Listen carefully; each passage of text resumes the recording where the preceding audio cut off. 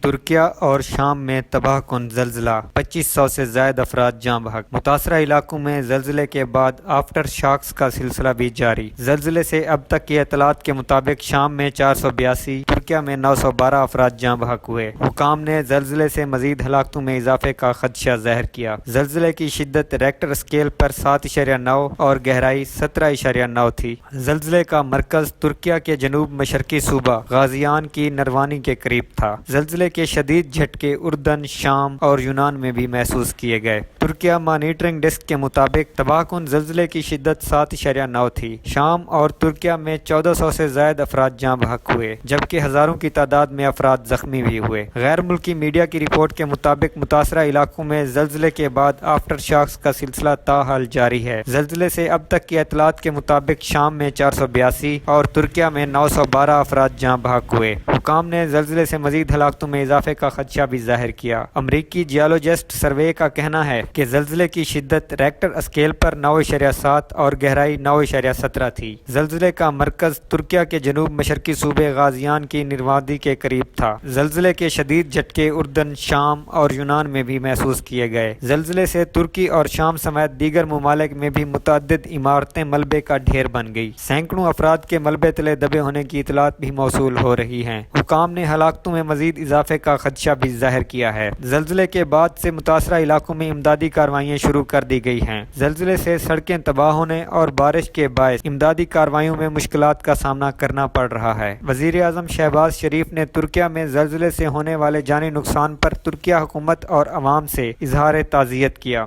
ان کا کہنا تھا کہ مشکل کی اس گھڑی میں برادر ملک ترکیہ اور ترک کی عوام کے ساتھ کھڑے ہیں۔ پاکستان ترکیہ کی ہر ممکن مدد کرے گا۔